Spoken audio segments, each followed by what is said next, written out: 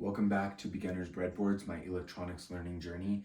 So before we look at the Arduino projects book for project 10, this is kind of a pre-video for that, explaining the specific IC that's used in that project, which is called an H-bridge. This particular one is an L293D IC, an H-bridge circuit dual, which means it can control two motors.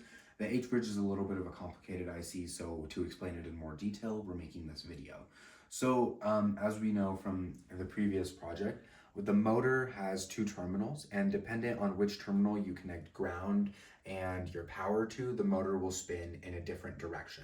So if you connect power to A and ground to B, it'll spin in one direction. If you connect power to B and ground to A, it'll spin in the opposite direction.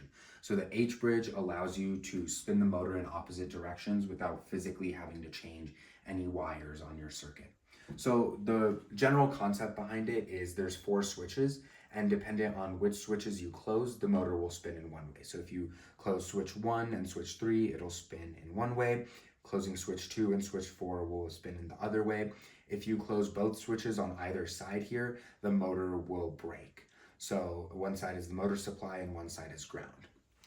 So looking at the actual IC and its different pins, because it's a dual IC, we can control 2 motors at the same time. So one side of it is for one motor and the other side is for the other.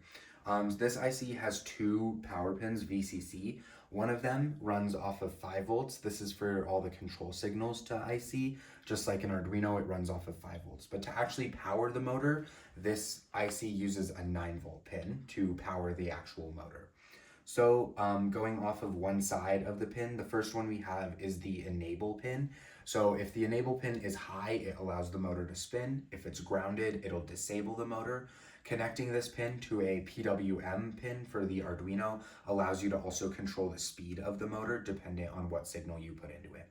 These 2 green pins are the motor logic pins, so pin 1 or pin 2 and pin 7 of the IC. This allows you to control what would be the switches on it, and this is the table to that. We'll talk about that. And then these other 2 pins, 3 and 6, are the actual motor terminals. So here it would connect to the A and B side of the motors. And then the 2 middle pins, 4 and 5, are the grounding pins, as well as a heatsink pin that you can connect to an actual heatsink. So controlling these motor logic pins by either putting them to 5 volts and ground, you can get different scenarios for the switches. So with pin 1 and pin 2. So if they're both low, switch 1 and switch 2 will both be high. This will break the motor as it'll just run 9 volts throughout that whole thing. If switch 1 is low and then switch 2 is high, what it'll do, or switch 1 will turn on and then switch 3 will also turn on, allowing the motor to spin in one direction. So with pin 1 low and pin 2 high. If you flip that and turn pin 1 high and pin 2 low, it'll go between the 2nd and 4th switch of the H-bridge. And then if both pin 1 and pin 2 are high, it'll close both of the bottom ones and keep the top ones open, also acting as a break for the IC.